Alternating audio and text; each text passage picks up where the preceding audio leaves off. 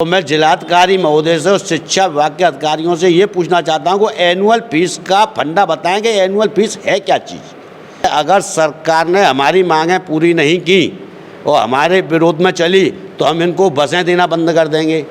तो ये क्या है, मतलब अगर एक आम आदमी अगर ये कह दे कि साहब हम सरकार के खिलाफ जाएँ तो उसको हम जो उठा के बंद भी कर देंगे, उसके ऊपर आरोप भी लगा देंगे कि ये गलत कर रहा है। लेकिन ये लोग जो है कुछ भी आरोप लगा दें, इनकी बातें मान ली जाती हैं। नमस्कार दर्शकों, आप देख रहे हैं अभी न्यूज़ और आज अभी न्यूज़ चर्चा करने जा रहा है ऐसे विषय पर जो जुड़ा हुआ है आम जनमानस से, हमसे, आपसे और उन सभी अभिभावकों से जिनके बच्चे प्राइवेट स्कूलों में पढ़ते हैं। और इस समय प्राइवेट स्कूल जो हैं वो अभिभावकों के लिए जी का जंगल बने हुए हैं। आखिर क्यों? क्योंकि इस समय लगातार स्कूलों में एक बार फिर से खुलने के बाद में बेतहाशा फीस में वृद्धि कर दी गई है। साथ के साथ में जो उनका ट्रांसपोर्ट का फीस था वो बढ़ा दिया गया है। स्कूलों की हर साल बदलने वाली पुस्तकों को लेकर के अभिभावक वैसे ही परेशान हैं क्योंकि वो पुस्तकें कभी किसी के काम नहीं आ पाती। और इन सब के अलावा जो सबसे नया फंडा है वो ये है कि प्रतिवर्ष जो बच्चे जिनको के पहले से ही उस स्कूल में पढ़ते हैं उनके एडमिशन फ़ीस और अब उसका नाम बदल दिया गया है एनुअल फ़ीस के नाम पर। इन सब विषयों पर बात करने के लिए आज मेरे साथ मौजूद हैं यहाँ पर छात्र अभिभावक कल्याण संघ के अध्यक्ष हेमेंद्र गर्ग। हम बात करेंगे कि आखिर क्यों प्राइवेट स्कूल संचालक अपनी मनमानी पर उतारू हैं और अभिभावकों के हित की नहीं सोच पा रहे हैं। क्या कारण है उसका? देखो, सबसे पहले मैं आपकी अभी न्यूज़ को धन्यवाद देता हूं कि आपने इस विषय को उठाया, क्योंकि ज़्यादातर देखने को मिलता है कि ना तो अभिभावक तैयार होते हैं इनकी शिकायत करने के लिए। हमने कोरोना काल में काफ़ी मेहनत की और सारे काम किए, लेकिन अभिभावक उठना नहीं चाहता है, क्योंकि भगत सिंह पड़ोस के घर में पैदा हो, हमारे में ना हो, उसका ये लोग बेसब्री से फ़ायदा उठाते हैं। क्योंकि इन लोगों को सबसे बड़ा फ़ायदा ये होता है कि आपसी फूट का फ़ायदा लो। दूसरे गवर्नमेंट के यहाँ से एक रूल्स आया हुआ है सन 2000, ये आया है आपका अध्यादेश 9 अप्रैल 2018 जी, जिसमें इन्होंने साफ कहा है कि आप 5% फीस बढ़ाएंगे। जब भी बढ़ाएंगे मात्र 5%, वो भी अभिभावक की मंजूरी के आधार पे। पर ऐसा कुछ नहीं है, जितना मन चाहा उतना बढ़ा दिया। इसके लिए हम जिलाधिकारी से ही मिलेंगे, शिक्षा विभाग के अधिकारियों से ही मिलेंगे, क्योंकि अब सुनने में आया है कि इन्होंने बेतहाशा तरीके से फीस वृद्धि दोबारा से कर दी है 40% 50%। तो अभिभावक कहाँ जाएं? मेरा अभिभावकों से भी यही कहना है कि आप एकजुट होकर के इन लोगों से लड़ाई लड़ें इस बात के लिए। बात की जाए नियमावली की कि इस साल जो नियम दिए गए हैं वो क्या किए गए हैं, कितने फीस वृद्धि की घोषणा की गई है और सरकार इस बारे में क्या कहती है? 2020 और 2023 17 जून को दिया है इन्होंने, शायद 17 जून का है। उसमें कहा है कि आप जो है केवल स्कूलों की फीस जो बढ़ाएंगे वो जो है मात्र 5% ही बढ़ा सकते हैं, जो कि पहले सेशन के आधार पे।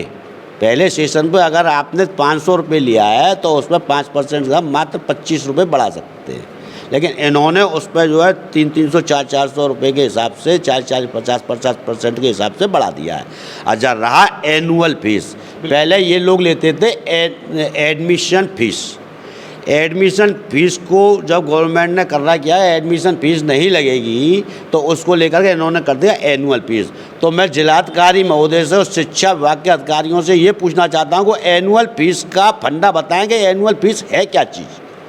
वो क्यों नहीं बताते हैं? स्कूलों के बच्चों की जो बसें हैं उनमें जो है बेहतादा बच्चे भर के जाते हैं, आए दिन एक्सीडेंट हो जाते हैं, उस पर कोई भी वो नहीं है। अभी मैं आज पढ़ रहा था, अलीगढ़ के एक पेपर में छपा है कि उन्होंने ड्रेसें बदल दी हैं। ड्रेसों में क्या किया, लोगो बदल दिया। जब लोगो बदल दिया तो ड्रेस आपको जो है दूसरी लेनी पड़ेगी। स्कूल से आपको ड्रेस लेनी है, स्कूल से ही आपको चप्पल लेनी है, स्कूल से ही जूते लेने हैं, तो स्कूल से एक माँ भी देना चालू कर दें ना ये लोग अपने यहाँ से। बच्चों की माँ भी एक स्कूल देना चालू कर दें अपने यहाँ से। जब सब चीज़ स्कूल वाले ही दे रहे हैं, क्या सरकार को दिख नहीं रहा?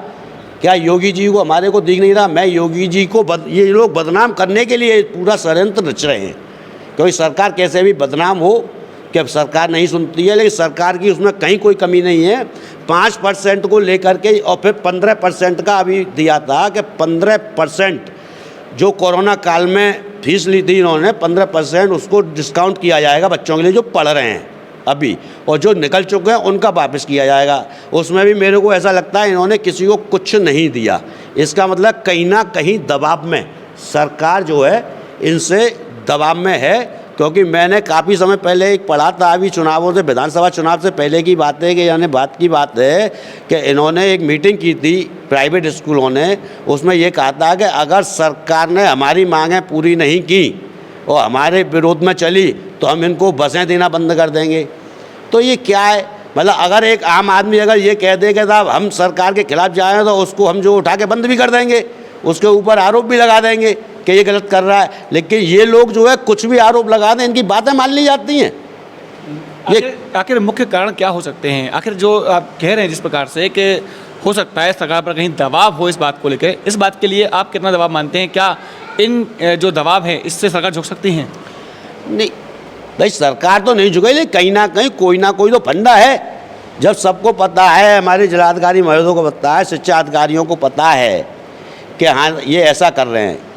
मैंने यहाँ तक देखा है कि अगर कोई टीचर, आप अभी एक फ़ोटो खींचिएगा सरकारी स्कूल में वैसे पर्टिकुलर, और फ़ोटो खींचिएगा वो आँख मिची हुई आ जाए, तो उसी को बहुत से इनके जो मीडिया के लोग खरीदे हुए हैं वो ये निकलवा देते हैं, देखो साहब फलाने सरकारी स्कूल में तो टीचर सो रहा है और ये हुआ वो हुआ, है ना। लेकिन कभी सरकार ने इस बात पर रोक लगवाई कि आप टीचरों को क्यों बदनाम करते हैं, हमारे सरकारी स्कूलों के टीचरों को? क्या कभी जिलाधिकारी ने इन स्कूलों में जाकर के बच्चों से ये पूछा कि आपको क्या शिक्षा दी जा रही है सरकारी प्राइवेट स्कूलों में जाकर के? क्यों नहीं पूछते हैं? क्योंकि इन लोगों के बच्चे खुद इन स्कूलों में पढ़ते हैं। चलिए अब बात करते हैं अगले विषय पर। जैसा कि लोग कह रहे हैं कि फीस बढ़ी, और कुछ लोग ये भी कहते हैं कि जो ट्रांसपोर्ट होते हैं यानी कि बसें होती हैं, गाड़ियाँ होती हैं, उनसे उनके बच्चे पढ़ने के लिए जाते हैं, तो जो साल का जो पूरा फीस जमा करते हैं 12 महीने की फ़ीस ली जाती है, लेकिन जो बसों का संचालन होता है या जो ट्रांसपोर्ट के संचालन गाड़ियाँ करती हैं वो मात्र 8 या 9 महीने ही काम करती हैं, बाकी ये 2 से 3 महीने उनको बिल्कुल भी चलना नहीं पड़ता है, और अभिभावक कहते हैं कि पूरे साल की फ़ीस ली जाती है। आखिर क्यों ऐसा होता है? नहीं, ये तो विषय जो है एक तो देने वालों का है, आप देते क्यों हैं।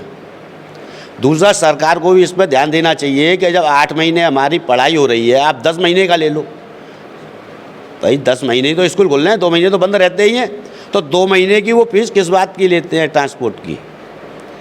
फिर वही खटारा गाड़ियाँ चल रही हैं, कितनी नई गाड़ियाँ लाते हैं ये लोग। आज तक पॉल्यूशन विभाग ने इनकी गाड़ियों को चेक किया कि कितनी पॉल्यूशन युक्त गाड़ियाँ हैं? नहीं, क्योंकि उनके सबके बच्चे पढ़ रहे हैं, क्योंकि कुएं में भांग डली हुई है सबसे। अच्छा, दूसरे किताब, कॉपी, पेन, पेंसिल, सारी चीज़ आपको जो है उन्हें स्कूल से लेनी है। क्या किसी अधिकारी को ये नहीं पता है कि उसी स्कूल से सारी चीज़ें ली जा रही हैं? जबकि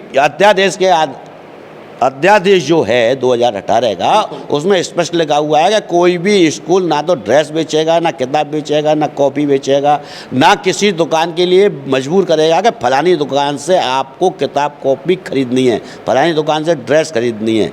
ऐसा क्यों हो रहा है? समझ में नहीं आता है कि या तो सरकार इनके दबाव में है। लेकिन मथुरा में कई ऐसे स्कूल संचालित हैं जिनमें स्कूलों के कैंपस के अंदर ही ड्रेस मिलती हैं, किताबें मिलती हैं, और बाकी बच्चों की टाई से लेकर के हर वो चीज़ जो उनको बाहर से लेने के लिए मजबूर किया जा सकता था, आज वो नहीं मिल पाती हैं और केवल स्कूलों के अंदर ही मिल पाती हैं। साथ के साथ में प्रतिवर्ष बदलती हुई शिक्षा नीति यानी कि जो किताबें हैं वो बदली जाती हैं, उन विषय पर आपका क्या कहना है? देखो, शिक्षा नीति तो हमारी बहुत बढ़िया थी, उसको पता नहीं क्या श्राप लगा, हर साल किताबें बदल जाती हैं। किताब में क्या बदलता है? एक चैप्टर उठाया, उसको उठा करके अगली साल की में डाल दिया, बोले साहब सिलेबस बदल गया। क्या बदल गया? यही बदल क्या गया उसमें? हम लोग पढ़ते थे, एक ही किताब से मैं पढ़ा, उसी किताब से मेरे पिताजी पढ़े, उसी किताब से मेरे बाबा पढ़े, उसी किताब से मेरे बच्चे पढ़े। लेकिन आज स्थिति ये है कि हर साल किताबें बदल जाती हैं। क्या इससे हमारे वायु को नुकसान नहीं हो रहा है। हमारे यहाँ कितने पेड़ कटते हैं कागज़ बनाने के लिए, इस पर सरकार का ध्यान होना चाहिए। एक तरफ सरकार कहती है ऑनलाइन सब चीज़ें चालू हो चुकी हैं, जो कागज़ों का प्रयोग है कम किया है। सरकारी विभागों में भी अब कहा जाता है कि जो सरकारी विभाग हैं वो भी कागज़ों का प्रयोग कम करें और ऑनलाइन जो हमारी चीज़ें होती हैं उनको बढ़ावा दिया जा रहा है। ऐसे में प्रतिवर्ष बदलती हुई किताबों की नीति, क्या कहना चाहेंगे इस बारे में? नहीं, ये तो एक उन्होंने अपना धंधा बना लिया है कि सबको ठेंगा दिखा के अपनी घर भरने हैं। क्योंकि मैंने ऐसे ऐसे स्कूल देखे हैं जिन पे जो है 4 बच्चे नहीं थे, आज वो हर साल एक एक बिल्डिंग तैयार कर रहे हैं। कहाँ से आ रहा है ये पैसा? क्या ये टैक्स फ्री है? क्या इनके पास क्या क्या चीज़ फ्री है जो कि केवल ये जो है अपना वो दिखा करके चैरिटी का मतलब क्या होता है? चैरिटी का गुरुकुल होते थे, गुरुकुलों में शिक्षा मिलती थी, फ्री मिलती थी। आज शिक्षा को शिक्षा नहीं बना करके शिक्षा का व्यवसायकरण कर दिया गया है। अभी मैं आपको एक वीडियो दिखा सकता हूँ, उसमें इतना बढ़िया एक व्यक्ति ने बोला है कि शिक्षा को अगर हम लोग नहीं चेते तो आने वाले समय में हम अपने चिंटू मिंटू को देखते रह जाएंगे। कागज़ों में कहीं उनका नाम नहीं मिला, क्योंकि हर चीज़ प्राइवेट होने जा रही है। जी, तो दर्शकों देखा आपने किस प्रकार से आज हमारे साथ मौजूद थे बाल अभिभावक कल्याण संघ के अध्यक्ष हेमेंद्र गर्ग, जिन्होंने बताया कि किस प्रकार से जो शिक्षा नीति इस समय हो चुकी है वो अभिभावकों पर भारी पड़ती जा रही है और प्राइवेट स्कूल अपनी मनमानी के चलते लोगों को मजबूर कर रहे हैं उनके स्कूलों से ही वो सब सामान लेने के लिए जो कभी बाज़ारों में मिलता था, दुकानों में मिलता था। लेकिन आज बदलती हुई व्यवस्थाओं को लेकर के इन्होंने एक ऐसा सवाल उठाया है सरकार के प्रति और सरकार से सवाल किया है सीधे सीधे कि आखिर क्यों नहीं जो प्राइवेट स्कूल हैं उनकी मनमानी पर रोक लगाई जा रही। क्या इसी प्रकार से शिक्षा का व्यवसायीकरण होता रहेगा और अभिभावक अपने पैसों से हाथ धोते रहेंगे? फिलहाल के लिए इतना ही। मैं अपने सहयोगी पवन आनंद के साथ गोपाल चतुर्वेदी, अभी news. KT medical college hospital and research centre, जहां एक की छत के नीचे ब्रजवासियों को मिलेगा संपूर्ण रोगों का इलाज, वो भी रियायती दरों पर। अत्याधुनिक सुविधाओं से लैस operation theatre, MRI, CT scan, colour Doppler, ultrasound, digital X ray, echo, सभी प्रकार की खून और पेशाब की जांचें, न्यूरो से संबंधित रीढ़ की हड्डी व दिमाग के ऑपरेशन, ब्लड प्रेशर व पेट से संबंधित सभी रोगों का इलाज, ब्लड बैंक, डायलिसिस व एम्बुलेंस की सुविधाएं, इमरजेंसी सेवाएं 24 घंटे उपलब्ध। OPD सुबह 9 बजे से लेकर 4 बजे तक। KT medical college hospital and research centre.